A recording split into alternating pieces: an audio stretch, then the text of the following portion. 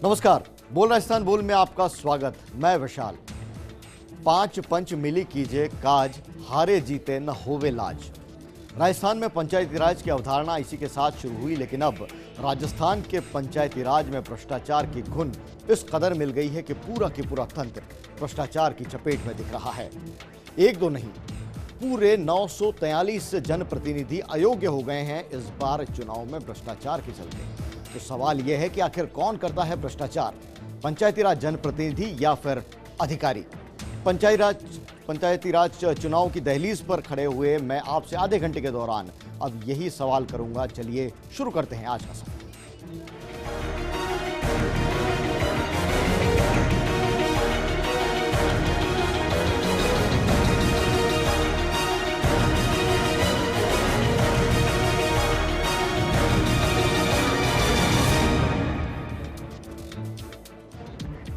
राजस्थान वो राज्य है जहां के इतिहास के पन्नों में नागौर में पंचायती राज की सुनहरी इबारत लिखी हुई है, लेकिन लगता है कि अब ये सुनहरी इबारत पूरी तरह से साबित नहीं हो रही, क्योंकि राजस्थान में पंचायती राज का वर्तमान भ्रष्टाचार के मामलों से भरा पड़ा है। 900 से भी ज्यादा पंचायती राज जनप्रतिनिधि भ्रष्टाचार के मामलों के चलते अब चुनावों से ही बाहर हो गए हैं। पंचायती राज की पेचीदगियों को समझिए मेरी इस रिपोर्ट के जरिए।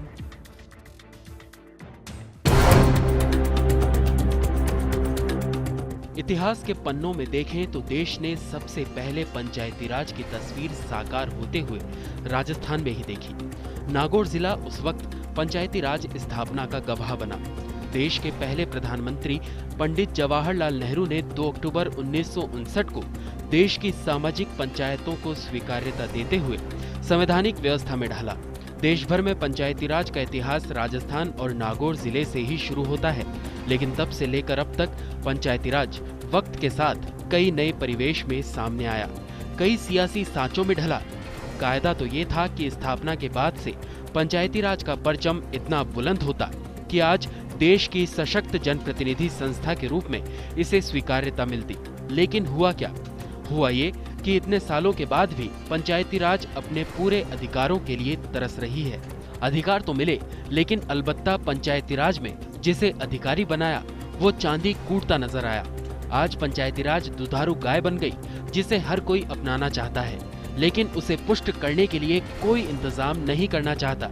नेहरू ने नागौर से जिस सपने को बुना, उसकी आज की हकीकत ये है कि वो भ्रष्टाचार की आगोश में है। अकेले राजस्थान में 500 से भी ज्यादा सरपंच और जनप्रतिनिधि अयोग्य घोषित हो चुके हैं। महात्मा गांधी नरेगा के जरिए रोजगार को गारंटी क्या मिली? मानो जनप्रतिनिधियों और अधिकारियों के हाथ अलादीन का चिराग लग गया, क्योंकि इस तरह की कई योजनाओं में पंचायती राज में इतना पैसा आया कि कहीं अनपढ़ रहे जनप्रतिनिधियों की आड़ में कर्मचारी और अधिकारी मलाई चाटने लगे, तो कहीं जनप्रतिनिधियों ने भी बढ़ चढ़कर अपने हिस्सेदारी बटोरी। कुल मिलाकर आलम यह है कि पंचायती राज दागी जनप्रतिनिधियों की खान बन गया। मेरे सहयोगी और फर्स्ट इंडिया न्यूज संवाददाता गोवर्धन चौधरी की रिपोर्ट बता रही है कि प्रदेश की राजधानी जयपुर में पूरे जिले में 400 से भी ज्यादा जनप्रतिनिधि अयोग्य हो गए। मनरेगा में तो रेवड़ी खाने वालों की तादाद में अधिकारियों और कर्मचारियों ने जनप्रतिनिधियों को पीछे छोड़ रखा है। कहीं अंगूठा टेक सरपंच, कहीं सरपंच पति की अति सक्रियता और कहीं खाऊ अफसर कर्मचारी के किस्सों में ही सिमटता दिख रहा है पंचायती राज। ऐसे में सवाल उठता है कि आखिर ये सब यूं ही चलता रहेगा? पंचायती राज संस्थाएं अपने लिए ज्यादा अधिकार मांगती हैं, लेकिन मौजूदा अधिकारियों में कितनी जिम्मेदारी झलकती है? सरकारें भी पंचायती राज को ज्यादा सशक्त बनाने में यकीन नहीं रखती, क्योंकि ऐसा करने पर उसके हाथ से गाँव की कमान निकल जाती है। वो चाहती है कि किसी न किसी रूप में, किसी न किसी तरीके से पंचायती राज में उसका दखल बना रहे। चलिए इसे तो सरकारी सिस्टम मानकर स्वीकार कर भी ले, लेकिन भ्रष्टाचार की जो नित नई इबारतें लिखी जा रही हैं, उसका क्या? राजस्थान में पंचायत चुनावों की दहलीज पर हम खड़े हैं तो सवाल उठना लाजमी है कि क्या पंचायती राज भ्रष्टाचार का दलदल बन गया है? पंचायती राज में भ्रष्टाचार एक हकीकत बन चुका है। भ्रष्टाचार के मामलों में दोषी कौन, सरपंच या फिर अधिकारी? अब से आधे घंटे तक खुली हुई है हमारी फोन लाइन्स। जुड़िए हमारे साथ मुद्दों की सार्थक मुहिम में। उठाइए आवाज, क्यों भ्रष्ट तंत्र की गिरफ्त में है पंचायती राज?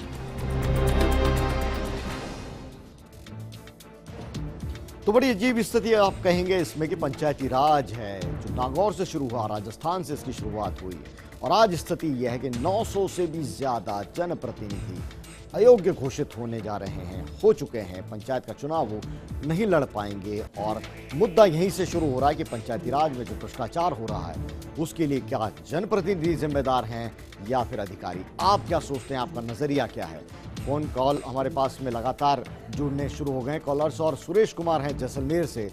सुरेश जी, क्या कहेंगे? पंचायती राज सपना तो बहुत अच्छा बुना था लेकिन हालात है वो ये हो गए।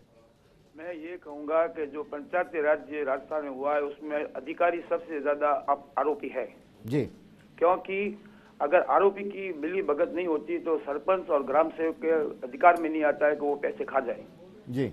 इसलिए इसमें आरटीआई का जो मामला बनाया हुआ है, मैं 7/3/2013 से आरटीआई की सूचना मांग रहा हूँ जो मुझे आज तक नहीं मिली है जी। और हमारे जैसलमेर में पिछला पंचायत में एक सरपंच है जिसका नाम है प्रताप सिंह, उसको आज तक ये पता नहीं है कि कितना बजट आया, कहाँ से आया, कहाँ खर्च हुआ। उसका लड़का भूर सिंह अपने बाप के कॉपी साइन करके पैसे उठा रहा है और काम सिर्फ कागजों में दिखाया गया है और वास्तव में काम हुआ ही नहीं है। तो आपको क्या लगता है जनप्रतिनिधि हैं, उनकी कहीं जिम्मेदारी नहीं होती ऐसे मामलों में? जनप्रतिनिधि की जिम्मेदारी यही है कि वो एक अच्छा व्यक्ति समझ के उसको नियुक्त करते हैं, लेकिन जब बंदरबांट होनी शुरू हो जाती है, जब बजट आ जाता है तो उनकी नीति में खोट आ जाता है। इसलिए इसमें जिला कलेक्टर को अधिकार होना चाहिए कि वो इमीडिएटली एक्शन ले। जब मैं जिला कलेक्टर के पास गया तो उन्होंने कहा भाई ये तो आरटीआई का मामला है, आप जयपुर भेजो, और जयपुर उप सूचना आयोग को लिखा तो आज 2 साल से मेरे को आरटीआई के अंतर्गत न तो सूचनाएं दी गई है न मुझे कोई रिकॉर्ड दिया गया है और अब दूसरा सरपंच आने वाला है। तो ये यहाँ का कानून है, आरटीआई का मतलब क्या रहा? बिल्कुल सुरेश जी, ये मुद्दा यही हम उठा रहे हैं कि किस तरह से पंचायती राज है वो परेशानियों का सबब बन रहा है, आम लोगों के काम नहीं हो रहे और दूसरे भ्रष्टाचार के जो आरोप हैं वो नित्य नए सामने आते रहे हैं। और आज स्थिति है कि 900 से भी ज्यादा 943 जनप्रतिनिधि, अपडेटेड आंकड़ा है जो मैं आपको बता रहा हूं, 943 जनप्रतिनिधि ऐसे हैं जो कि इस बार अयोग्य घोषित हुए हैं, पंचायत चुनाव वो नहीं लड़ पाएंगे। लगातार आप स्क्रीन पर देख पा रहे हैं जो फर्स्ट इंडिया की फैक्ट फाइल है। विजय हमारे साथ में कॉलर जुड़ गए हैं जयपुर से। विजय, बताइए क्या कहेंगे इस मुद्दे पर? जी सर, नमस्कार जी। ये सर मैं ये पूछना चाहता हूँ कि पंचायती राज की जो स्थापना हुई थी उस समय उसका सपना था कि गाँव का विकास हो उसमें, लेकिन इसमें जो पैसा आता है इसमें भ्रष्टाचार इतने लिप्त हो जाते हैं कि सारा पैसा अपनी जेब में डाल लेते हैं, गाँव का विकास हो नहीं पाता। आज भी गाँव उसी अवस्था में पड़ा जैसे पहले था। तो इन पंचायतों की तो अभी जो नए नए प्रावधान आए हैं इनसे क्या तस्वीरें सुधरेंगी? बिल्कुल, क्या तस्वीर सुधरती है और क्या बिखरती है, किस तरह से बिखर रही है वो तस्वीर हम आपको जरूर बता रहे हैं लगातार स्क्रीन पर। विजय, हमसे जुड़ने के लिए शुक्रिया। पंचायती राज जनप्रतिनिधि के जो अयोग्य घोषित हुए हैं नागौर और जयपुर में सबसे ज्यादा उनकी तादाद है। प्रदीप तेजवानी भिलवाड़ा से हमारे साथ में जुड़ गए हैं। प्रदीप, बताइए क्या कहेंगे इस मुद्दे पर? सबसे पहले फर्स्ट इंडिया का मैं बहुत बहुत धन्यवाद देना चाहता हूँ कि आपने बहुत अच्छा मुद्दा आज चर्चा के में हमारे किया है जी। और उसके बाद मैं आपको बताना चाहूंगा कि ये पंचायत राज में जो जितना भी भ्रष्टाचार चलता है पूर्ण रूप से जिम्मेदारी अधिकारियों के साथ साथ जनप्रतिनिधियों की भी है। जनप्रतिनिधि अगर पढ़े लिखे नहीं होंगे तो सारा पंचायत राज का कार्य है कैसे क्रियान्वयन होगा, आप मुझे बताइए। बिल्कुल, किससे उम्मीद करें अगर पंचायती राज व्यवस्था है उसके अंदर जनप्रतिनिधि और अधिकारी हैं वो भ्रष्ट हो जाएं और एक दूसरे पर तोहमत लगती दिखे तो फिर किससे उम्मीद करें? यही हमने मुद्दा उठाया है। लगातार फोन लाइंस खुली हुई हैं, मेरे साथ में आप आवाज उठाइए। 5156-102, 5156-113 ये 2 नंबर हैं। फोन लाइंस आपके लिए खुली हुई हैं। जयपुर का कोड लगेगा 0141। ये फोन लाइंस हैं सिर्फ आपके लिए और इस मुद्दे पर आप बेबाक अपनी राय रख सकते हैं क्योंकि मुद्दा हमने उठाया है कि राजस्थान में किस दिशा में जा रहा है पंचायती राज और 162 मामलों की जांच है वो चल रही है। आरोप के जो भ्रष्टाचार के आरोप हैं उसमें 252 लोग हैं पंचायती राज में अब तक गिरफ्तार हो चुके हैं और पिछले 5 साल में 179 लोगों के खिलाफ एफआईआर दर्ज हो चुकी है और 208 अफसरों के खिलाफ एफआईआर दर्ज हो चुकी है। 500 से ज़्यादा आंकड़ा, ये जो आंकड़ा है वो पुराना है लेकिन अपडेटेड आंकड़ा है 943 जनप्रतिनिधि हैं वो आरोपों के घेरे में हैं, अयोग्य घोषित हो चुके हैं और सभी कलेक्टरों को अयोग्य घोषित होने वालों की सूची है वो भेज दी गई है। और ऐसे में क्या आपको लगता है जो भ्रष्टाचार है वो चरम पर है पंचायती राज में? मुद्दा इसलिए भी प्रासंगिक हो जाता है क्योंकि राजस्थान में हम पंचायत चुनाव करवा रहे हैं, हम पंचायतों के लिए वोट देने जा रहे हैं और ऐसे में जनप्रतिनिधि और अधिकारियों की मिलीभगत का खेल अगर इस रूप में सामने आता है तो फिर सवाल उठता है कि हम किस तरह के लोकतंत्र की बात करते हैं। तुलसीराम हमारे साथ में जुड़ गए हैं वैर से। तुलसीराम जी, क्या कहेंगे इस मुद्दे पर? इस मुद्दे पे सवाल ये बात है कि इसमें जनप्रतिनिधि से लेकर अधिकारी तक शामिल होते हैं जी। इसका एक ताजा उदाहरण हमारे यहाँ 2 माह पहले का है कि सरपंच ने एक पोखर खुदवाई थी नरेगा के तहत जी। तो सरपंच ने जो पोखर खुदवाई थी नरेगा में, उसमें जॉब कार्ड जिनके लिए गए थे उन पर पोखर खुदवानी थी, लेकिन उनके बजाय मशीन से पोखर खुदवा दी। जब अधिकारियों से इसकी शिकायत की गई तो अधिकारियों ने उनको कोई भी कठोर कार्रवाई नहीं की। तो इसमें ऐसा लगता है कि जनप्रतिनिधि से लेकर जो सरकारी अधिकारी हैं वे भी इनमें मिले हुए हैं, यानी पूरा ही तंत्र नीचे से ऊपर तक भ्रष्ट ही है। पूरा तंत्र भ्रष्ट है, लेकिन जनप्रतिनिधि तो हर बार नए आ जाते हैं, तो फिर क्या वो भ्रष्ट हैं जनप्रतिनिधि जिनको आप चुनते हैं, या फिर सिस्टम में आके कहीं न कहीं वो करप्ट हो जाते हैं, या फिर अनजाने के अंदर वो किसी साजिश का शिकार हो जाते हैं? तमाम पहलू हैं पंचायती राज के जिन पर आज हम उठा रहे हैं सवाल के भ्रष्टाचार के आरोप में 252 लोग हैं वो पंचायती राज में गिरफ्तार हो चुके हैं। 5 साल में 179 जनप्रतिनिधियों के खिलाफ एफआईआर दर्ज हो चुकी है और 208 अफसरों के खिलाफ एफआईआर है। ये तस्वीर है राजस्थान के पंचायती राज की। लगातार फोन लाइन्स खुली हुई हैं, आप स्क्रीन पर नंबर देख पा रहे हैं 5156 102 5156 113। 2 नंबर हैं जो खास तौर से आपके लिए आपकी राय देने के लिए यहाँ पर रखी गई हैं। और तस्वीर जो है पंचायती राज की वो आपके सामने है, किस तरह से पंचायत चुनाव की दहलीज पर हम खड़े हैं और भ्रष्टाचार के मामले हैं वो ऐसे हैं कि 900 से भी ज़्यादा मौजूदा जो जनप्रतिनिधि हैं वो इस बार का चुनाव नहीं लड़ पाएंगे क्योंकि उन पर भ्रष्टाचार के आरोप हैं, भ्रष्टाचार की तोहमत है। तो ऐसे में किससे उम्मीद करें अगर पंचायती राज का पूरा सिस्टम फेल हो जाए? सवाल यही है। और सबसे ज़्यादा सिरोही में 91 मामले, नागौर में 68 मामले, लगातार मामले हैं वो हम आपको बता रहे हैं। और कई मामले जो खासतौर से मनरेगा है, महात्मा गांधी नरेगा, उसमें तो जनप्रतिनिधियों से भी आगे निकल गए हैं अफसर। एक कॉलर हमारे साथ में जुड़ गए हैं ऋषभ कोटा से। ऋषभ, बताइए क्या कहेंगे इस मुद्दे पर? सर, मैं कहना चाहता हूं कि जो जनप्रतिनिधि लोग हैं निस्वार्थ भाव से काम करने वाले बहुत कम लोग रह गए हैं और जब ये भ्रष्टाचार के आरोप इनके ऊपर लगता है तो ये बोल देते हैं कि हम तो बिना पढ़े लिखे हैं। तो अब कई बार जो सरकार ने शैक्षणिक योग्यता लागू की है, इससे मैं समझता हूँ कि बहुत अच्छे परिणाम सामने आएंगे। सरकार ने कुछ इंतजामात किए हैं, उसके अच्छे परिणाम सामने आएंगे। ऋषभ हैं कोटा से कह रहे थे। एक और कॉलर हमारे साथ में जुड़ गए हैं किशन बंजारा आबू रोड से। किशन जी, बताइए इस मुद्दे पर क्या कहेंगे? पंचायती राज अगर इस तरह से करप्ट होने लगेगा तो फिर हम किससे उम्मीद करें डेमोक्रेसी में? सर, मैं ये चाहता हूँ कि इस पर कानून बनना चाहिए जिससे कि भ्रष्टाचार छोटे लेवल से बड़े लेवल तक खत्म किया जाए। सर, जब तक कानून नहीं बनेगा तब तक ये भ्रष्टाचार खत्म नहीं होगा। ठीक है ना सर? तो पंचायत राज चुनाव में कानून को अगर गवर्नमेंट अगर चाहेगी, अगर कानून अच्छा कानून बना दिया जाए तो ये भ्रष्टाचार खत्म किया जा सकता है सर। और जितने राजनीतिक दल है ये सब भ्रष्टाचार में लिप्त रहते हैं सर, तो इसलिए कानून बनना चाहिए सर। लेकिन एक बात बताइए, कानून तो है ही, तभी तो ये सब कुछ हो रहा है और ऐसे में कानून एक नया बनने से क्या फायदा होगा? चलिए, किशन हमारे साथ में जुड़ रहे थे, आपने अपनी राय दी और मुद्दा यह है कि नए कानून बना दीजिए, लेकिन जो पुराने कानून हैं उनकी भी कितनी पालना हो पाती है? और कहीं ना कहीं कानून है तभी तो इस तरह के मामले सामने आ रहे हैं। मुद्दा यह है कि किस नीयत के साथ में पंचायती राज में हमारे जनप्रतिनिधि जुड़ते हैं, किस नीयत के साथ में अफसरान जुड़ते हैं। वक्त एक छोटे से ब्रेक का है, कहीं मत जाइएगा। ब्रेक के बाद बोल राजस्थान बोल का कारवां जारी रहेगा।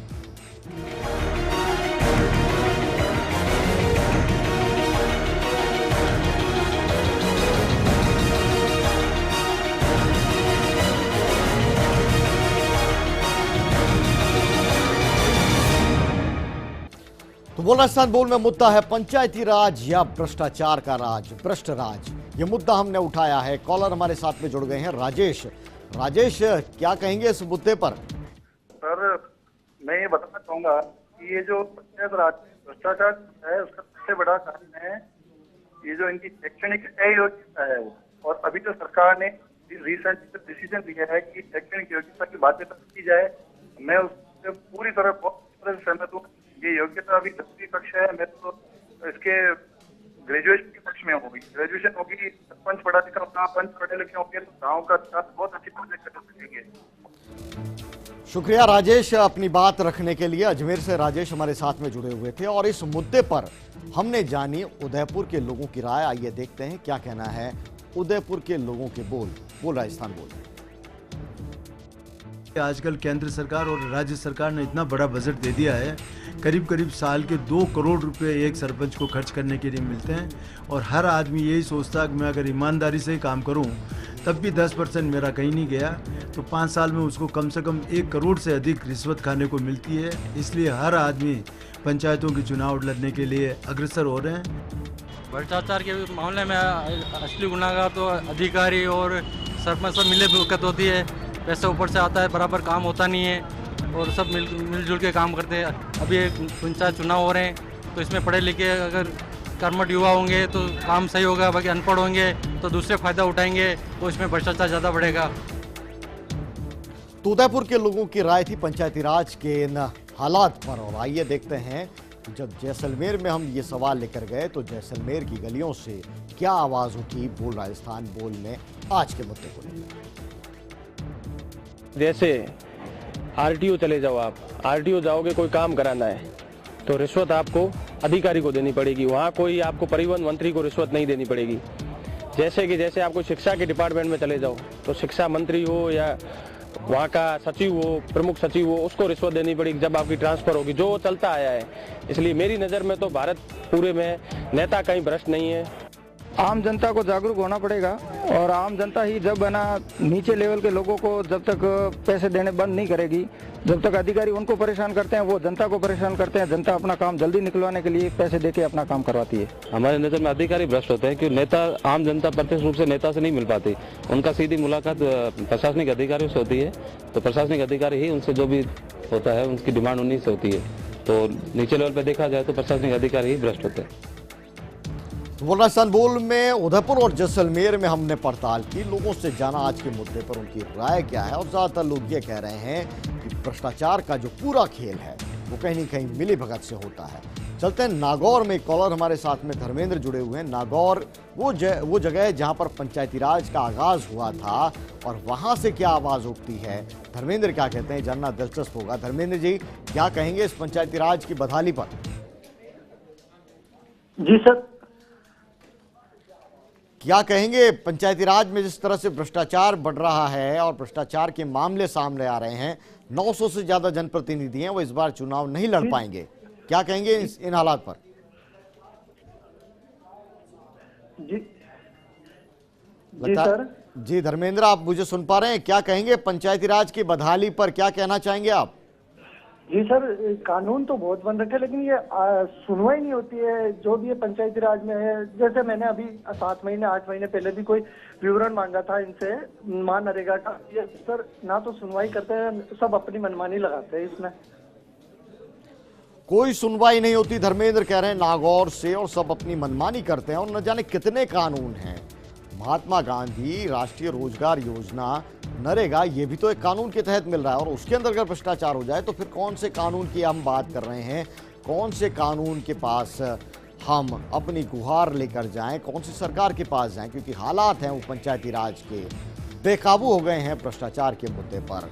एक और कॉलर हमारे साथ में ऋषभ जुड़ गए हैं उदयपुर से। ऋषभ, बताइए क्या कहेंगे? सर, ये कह रहा हूँ मैं, अगर ये पंचायती जो चुनाव हो रहे हैं जी, इस दौरान जो भी बड़े नेता अगर किसी प्लेन से न जाके अपन भाई कार से जावे तो उनको पूरी दशा मालूम पड़ जाएगी कि वास्तव में क्या स्थिति है। जी, अभी जाडोल फ्लैश है, अगर अपन जाते हैं जी तो वहाँ पूरी रोड इतनी खराब है, हर सब वहाँ पे कोई भी, जैसे अभी वसुंधरा जी आए थे, उनको भाई प्लेन से लेके गए थे जी, तो उनको भाई सड़क से लेके नहीं गए और इतने लोग दुखी हैं, पूछो मत। आपकी कोई जाने वाला भी नहीं है ना, तो पंचायत में पैसे लेके बैठी, कभी कांग्रेस आते हैं, कभी बीजेपी आती है। बिल्कुल ऋषभ है और शुक्रिया हमसे जुड़ने के लिए। और आप बता रहे हैं कि किस तरह से सड़क वहां पर बदहाल है, पंचायती राज का जो हाल है। वही हमारा आज का सवाल है कि क्या भ्रष्टाचार है वो पंचायती राज में कभी खत्म होगा, या भ्रष्टाचार का ये दलदल बन चुका है पंचायती राज। और सबसे ज्यादा जो शिकायतें जिन जिलों में आ रही है वो फहरिस्त आप देख रहे हैं। फोन लाइन्स मेरी लगातार खुली हुई हैं और आप मुझसे बात कर सकते हैं। 5156-102, 5156-113 ये 2 फोन लाइन्स हैं सिर्फ और सिर्फ आपके लिए, ताकि आप जो सार्थक मुद्दों की मुहिम है बोल राजस्थान बोल उसके अंदर अपनी भागीदारी है वो सुनिश्चित कर सकें। और लगातार हम आपको बता रहे हैं कि 100 से कम जिन जिलों में शिकायतें मिली है पंचायती राज में उसकी भी फहरिस्त है। हम दोनों तस्वीर के जो दोनों पहलू हैं हम बता रहे हैं कि किस तरह से पंचायती राज है वो भ्रष्टाचार की भेंट चढ़ रहा है। पंडित जवाहरलाल नेहरू ने नागौर में पंचायती राज की स्थापना की थी, उसके जरिए पूरे देश को पंचायती राज, जो कि पहले पंचायतें सामाजिक संस्थाएं हुआ करती थी, उसको संविधान के ढांचे में डाला। फिर राजीव गांधी ने इसे सशक्त किया और अब तमाम उपलब्धियों के साथ में भ्रष्टाचार की भी फहरिस्त है वो बढ़ती जा रही है। कॉलर हमारे साथ में जुड़े हुए हैं अनिल माउंट आबू से। अनिल बताइए क्या कहेंगे आप? हाँ सर, मैं ये कहना चाहता हूँ सर कि भ्रष्टाचार के बारे में हम जो बात कर रहे हैं सर, जैसे आप बोल रहे हैं कानून के बने हुए हैं, लेकिन सर कानून सख्त नहीं बने हुए हैं। अगर उन कानून को सख्त कर दिया जाए और लोगों को जागरूक कर दिया जाए तो सर ये ऑटोमेटिक भ्रष्टाचार खत्म हो सकता है। ठीक है सर, पूरी जनता जागरूक नहीं है।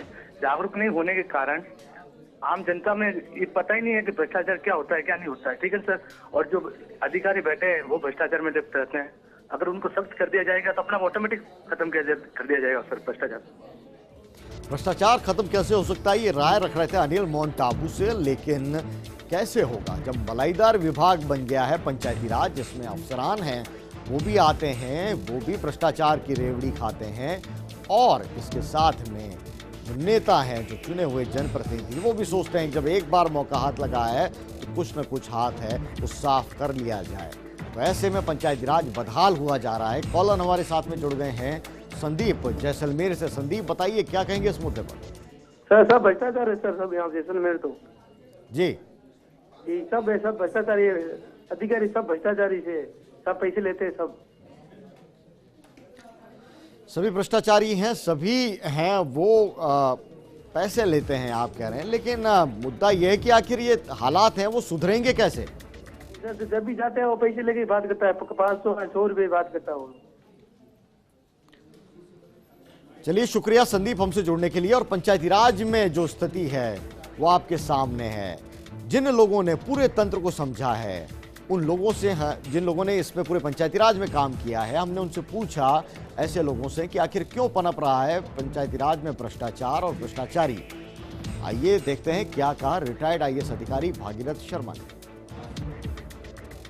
भ्रष्टाचार की जो जड़ है वो तो इलेक्शन है। इलेक्शन में बिना पैसे के कोई हिम्मत कर ही नहीं सकता लड़ने का। और पहले सरपंचों के इलेक्शन में खर्चा ज़्यादा नहीं होता और बहुत कम पैसों में वो बिना, कई सरपंच जो है निरुद्ध भी आते थे, बिना पैसा खर्च किए भी आते थे। लेकिन अब तो क्या है कि ये कई स्कीम जो डायरेक्टली सरपंचों को दे दी, जैसे नरेगा दे दिया, नरेगा डायरेक्टली सरपंच हैंडल करता है, पंचायत की भी राय उसमें नहीं लेता है, वो सारा कुछ उसी को करना है।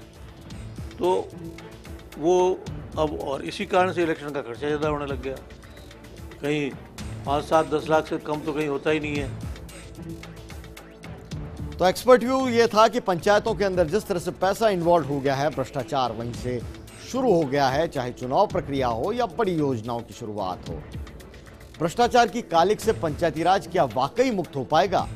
आज ये सवाल एक ऐसा यक्ष प्रश्न है जिसका जवाब आपको सिर्फ संशय में मिलेगा, लेकिन आपके पास एक मौका है जवाब को तलाशने का। जी हाँ, ये मौका है पंचायती राज चुनाव का, जिसमें आपको मिलेगा अपना प्रतिनिधि चुनने का मौका। देखना जरा ये मौका कहीं हाथ से निकल ना जाए। सोचिए, समझिए और अपना उम्मीदवार चुनिए। नमस्कार, कल फिर होगी मुलाकात किसी और मुद्दे के साथ।